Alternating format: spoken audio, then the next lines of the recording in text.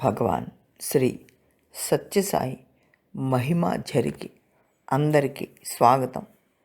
అనంతపురం మహిళా కళాశాలలో పనిచేసిన అధ్యాపకురాలు జయలక్ష్మి బెంగుళూరుకు చెందిన కేశవ్ విఠల్ సరోజినమ్మల 3వ కుమార్తె. జయలక్ష్మి చిన్నతనం నుండి తల్లి వద్ద సంగీతం నేర్చుకుంటుంది. అనేక భక్తి గీతాలు పాడేది. అదే ఆమెను భగవాన్ శ్రీ సత్యసాయి బాబా వారి సన్నిధికి చేర్చింది. 1945వ సంవత్సరంలో ఆమె తండ్రి రిటైర్ అయ్యాక బెంగుళూరులో స్థిరపడతారు. ఒక రోజున ఆయన వాహ్యాలకి వెళ్ళినప్పుడు ఒక అపరిచిత వ్యక్తి 22 ఏళ్ల సాయిబాబా మహత్తు గురించి చెప్తాడు.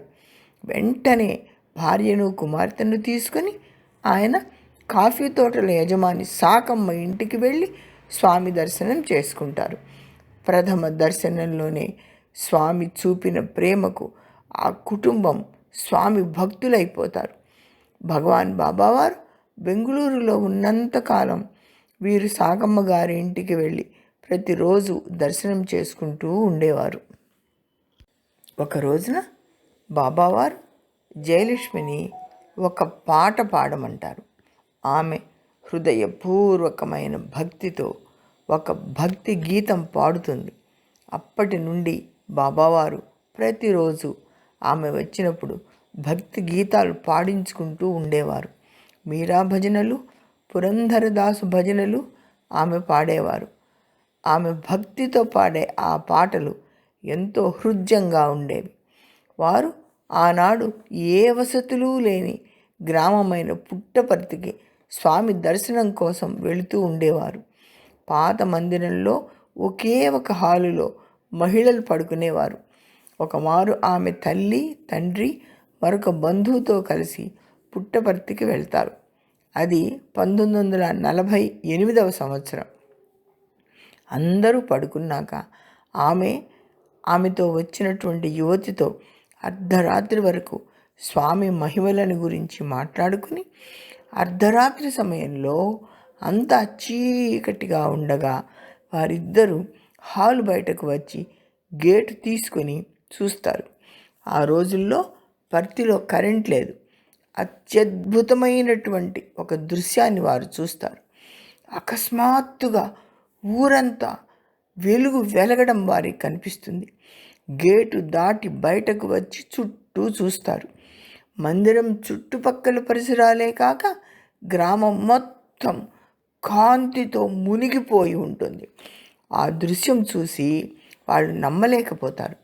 పుట్టపర్తి గ్రామం చుట్టూతా ఉన్న కొండలన్నీ కూడా జ్వాజ్వల్యమైనటువంటి కాంతితో కళ్ళు మిరుమిట్లు గొలుపుతూ ఉంటాయి. ఆ అద్భుత దృశ్యం చూసి వారు మెల్లగా లోపలికి వచ్చి పడుకుంటారు. మర్నాడు ఉదయం బాబావారు పిలిచి, ఏమి చూశారు, ఏంటి సమాచారం అని అడుగుతారు. వారికి నోట మాట రాదు. కొంతసేపు అయ్యాక తేరుకొని రాత్రి వారు చూసిన విషయం చెప్తారు. అప్పుడు స్వామివారు అంటారు కదా, ప్రజలు గుర్తించకపోయినా ఆ కొండల చుట్టూ ఆ దేదీప్యమానమైన కాంతి ఎల్లప్పుడూ ఉంటుంది. అది దిగ్బంధనం, అంటే సమస్తమైన దుష్ట శక్తులను, దుష్ప్రభావములను నివారించడం కోసం, ఈ పుణ్యస్థలంలో ఏవీ ప్రవేశించకుండా ఉండడం కోసం ఈ పవిత్రమైన కాంతిని నింపాను అని చెప్తారు.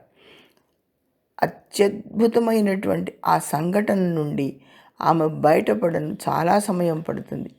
స్వామి మహిమ ఆమెను ఆశ్చర్యపరుస్తుంది.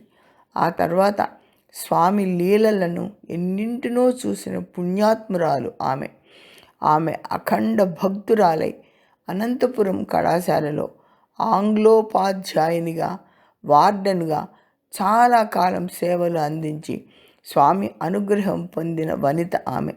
భగవత్ సాన్నిధ్యంలో ఉంటే ఏ దుష్ట గ్రహాలు చెంత చేరవు. స్వామివారు ఆ రోజుల నుండే తమ భక్తులను ఆ విధంగా కాపాడుకుంటూ వచ్చారన్నమాట. జై సాయిరాం.